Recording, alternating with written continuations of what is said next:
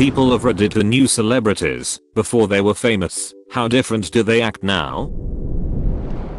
I live in the town where Dolly Parton grew up, and practically everyone above the age of 50 who grew up here claims to either be a distant relative of Dolly's or they claim to know her in some way. Everyone has their story of the time they met Dolly. It's pretty obvious, but regardless of who you talk to, Dolly has always been sweet and generous, but everything has simply grown exponentially due to her fame. Examples are the millions of books she gives out for free to children around the globe each month, or how she gave out $10,000 cash to many of my close friends after their houses burned in a fire a couple years back. Thousands of people are employed here and work for one of the businesses she owns, and it's a tad strange to see when you walk in. But the birthing center at the local hospital is funded by and named after her. I honestly can't think of one person I know who doesn't like her.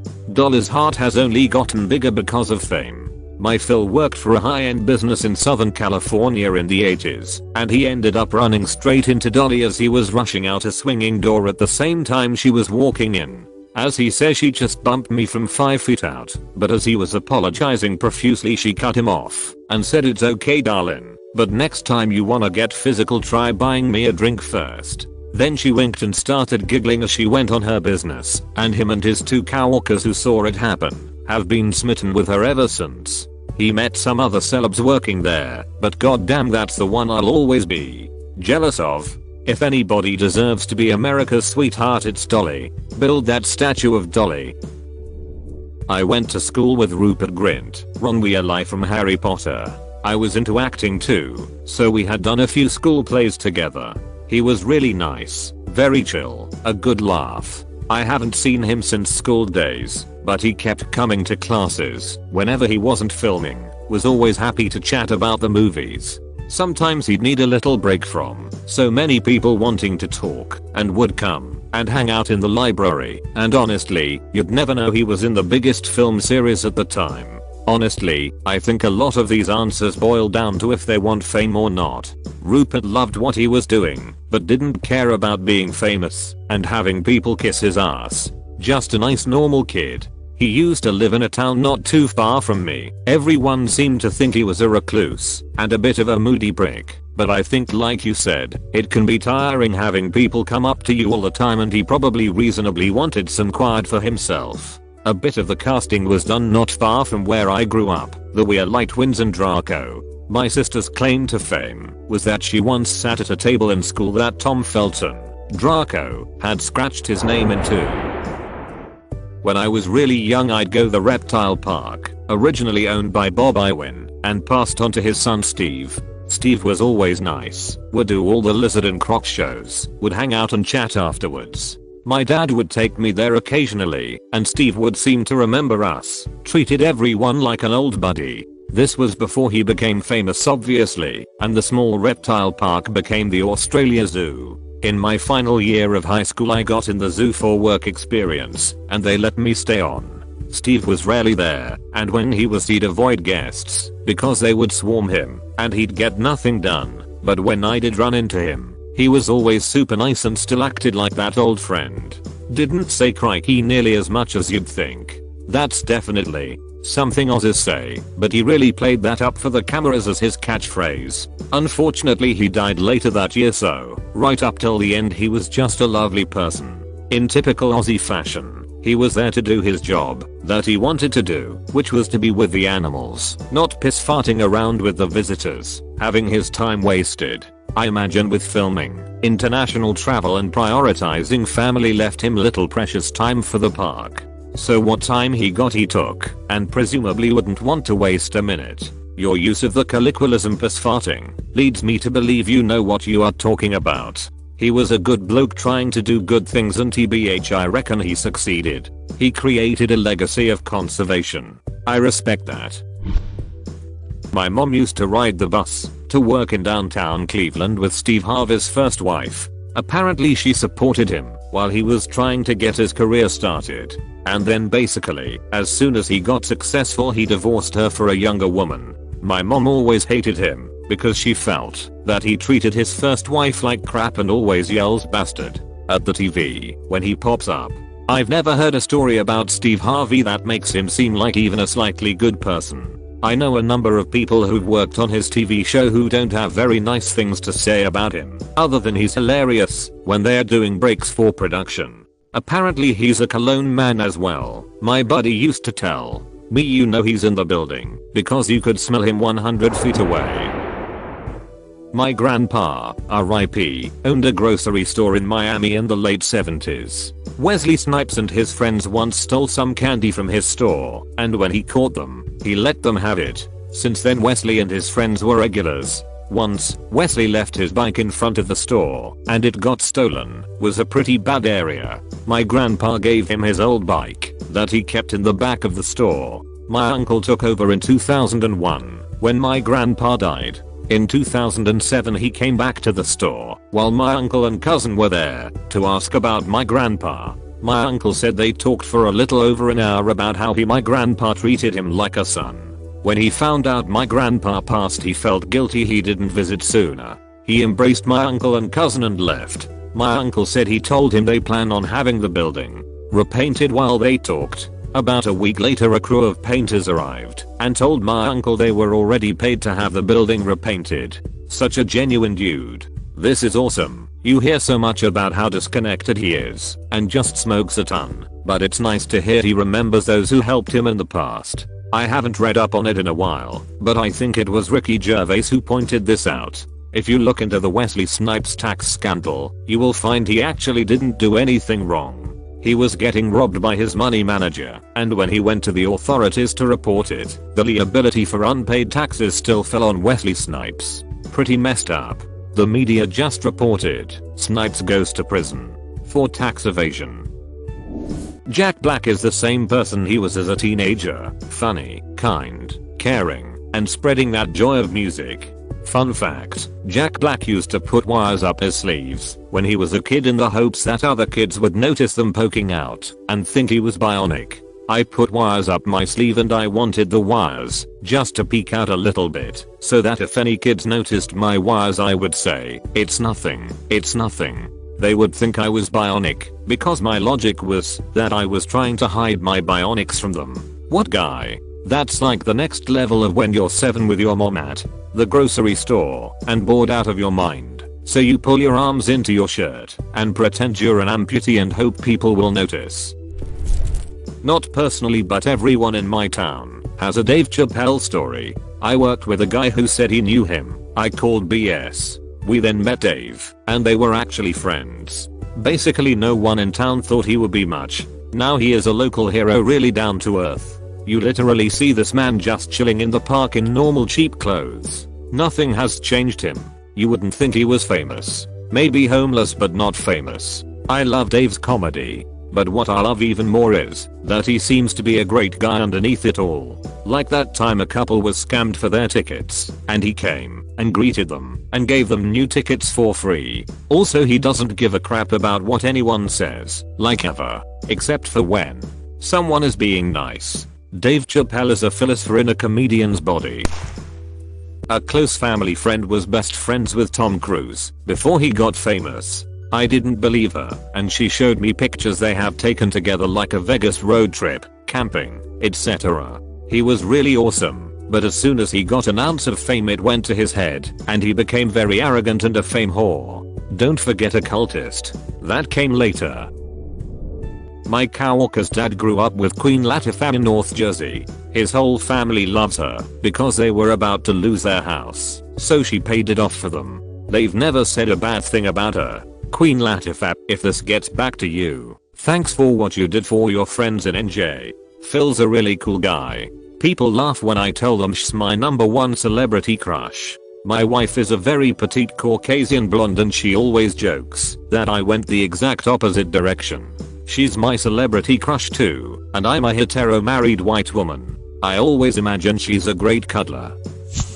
I can't remember before my aunt was famous. Alex Kingston played River Song in Doctor Who, but I remember going to her wedding and meeting Matt Smith, who played the Doctor in Doctor Who, and him fixing my flip flop. The best moment of my life ever. You went to a wedding and flip flops? It's become a common thing over here. Ireland and I presume the UK, for either guests to bring flip flops to a wedding for the later hours, when their shoes are killing them, or for the new venue, to supply them in the bathroom, usually for the female guests. I've never seen it for the males.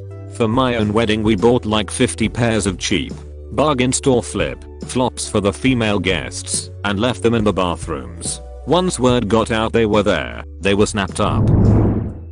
Bruno Mars's mom was a bartender at a local karaoke dive bar that I was a regular at. At the time, his biggest hit was The Hook for Billionaire by Travie McCoy. Anyway, she was selling tickets for an upcoming concert he was having, and she asked our table if we wanted to buy some. My friend declined, and she exclaimed, "Why not? He's my son." I ended up getting a couple of tickets despite not knowing any of Bruno Mars's songs. It turned out to be one of the best concerts I've ever been to. The guy knows how to put on a good live show. The tickets were only $40 each, I think. His opening act was a local group of large Polynesian men singing Motown who went by the name Nesian 9. They were pretty good too. The next time he was in town for a concert, he had blown up, and the tickets were going for $400. I would have loved to see him again, but not at that price. His mom was really nice, down to earth, and a pretty good singer herself. R.I.P. Bernie. At least she lived long enough to see her son's success. The whole family sings. I went to school with his sister Presley and I remember wondering what she's up to. Found out her and the sisters of the fam started a girl group. I probably looked this up 5+ years ago, so IDK what she's doing now though. Went to middle school with Megan Fox for a bit. She rode my bus and she mostly kept to herself. Most of the guys would fight over who was going to sit next to her, but she was very shy and didn't really have much to say. I'm glad we are finally getting around to apologizing as a society for the way we treated her. She always seemed like a girl whose looks just entirely doomed her to never be taken seriously, even though she's actually pretty smart and really funny. Her new girl stint was phenomenal. She was either super sexualized or trailer trash here on Reddit, and learning more about how badly Hollywood treated her after she stood up to Michael Bay's insanity makes me so angry. She deserved better. This must be one of my takeaways from this thread. I never really thought of her more than the sex symbol that adolescent me saw in Transformers. She would always equate to hot in my head. Looking at it from that school bus story, normal shy girl, makes me feel guilty. I should watch some of her better movies. I went to college with Joe Kiriaka Steve Harrington in Stranger Things. He was my college boyfriend's sweet mate and just the nicest guy. His hair has always been dreamy and amazing. Last time I saw him was at a viewing of The Hateful Eight after we graduated, and he still made a point to come over and say hi. Obviously we can't know a person's true nature from their screen presence, but I admit that I would have been shocked to hear that Joe Keery was some kind of asshole. Steve Harrington was originally written to be the asshole bully by the end of the season, but Keery's likability came through in his performance so much that the Duffer Brothers wrote in a redemption arc for him at the last minute. My mom knew Seal as far back as when he was still trying to be an architect, and she says he was always really nice. They didn't stay in touch, she moved away, and they were never close, but she said he went out of his way to foster genuine connections to people before and after his music started to gain traction. He always had star quality. Everyone from the most important person in the room to a janitor walking through would be drawn to him, and he'd engage with everyone in a way that really stuck. She always mentions that he was just a really sincere, deeply felt person. He randomly views my Instagram stories. According to a story in the net, he does this a lot. He said me looking at people's stories, answering people or sending them a quick message. It's always coming from a place of love. Yep, he watched one of my stories too. Was pretty delightful. My mom is friends with Johnny Knoxville's cousin. She met him once and had no idea who he was. She said he was nice and funny as all hell. She didn't realize until years later she'd even met him until I showed her one of his movies.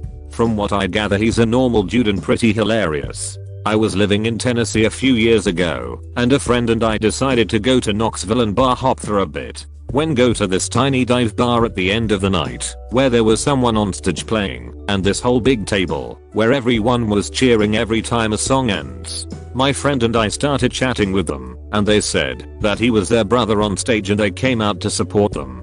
So my friend and I buy a round for the table to show appreciation for them supporting family. Afterwards they ask us to sit down with them. They buy us both a Jack on the Rocks, and then this little old lady asks me, "Do you know who we are?" I reply no, and she goes, "I'm Johnny Knoxville grandma." Turns out Johnny's whole family was there supporting his uncle. Some of the kindest, nicest people you'll ever meet. And yes, we all did do a shot of Jack together.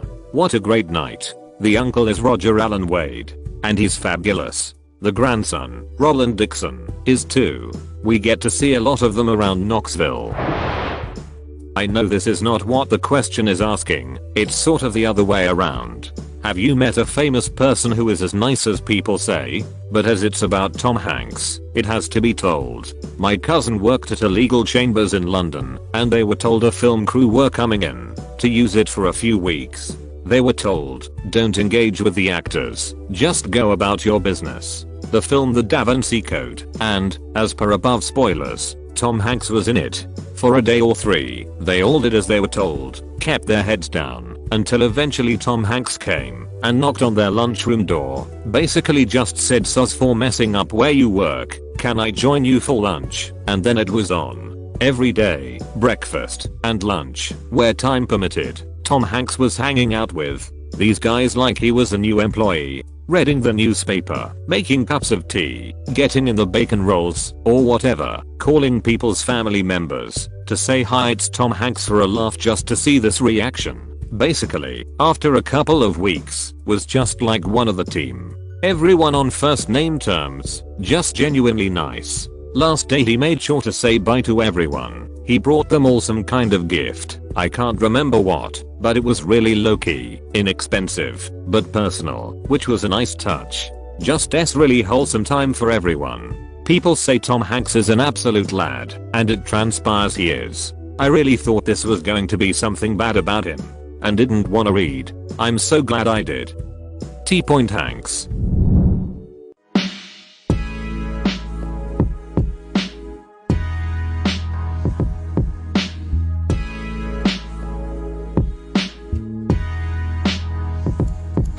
I went to high school with Emma Chamberlain. She was a huge bully in high school and pretty much a brat who thought she could get away with whatever she wanted before she got famous. Her parents were divorced, which led to them both always trying to be her friend and never actually parenting her, so they basically let her do whatever she wanted. When she said that people from her high school made fun of her because she was poor and that the parking lot was all BMWs and Range Rovers, I lost my mind, because she was the bully in high school, and while the school definitely had some wealthy students, it was mostly a middle class crowd.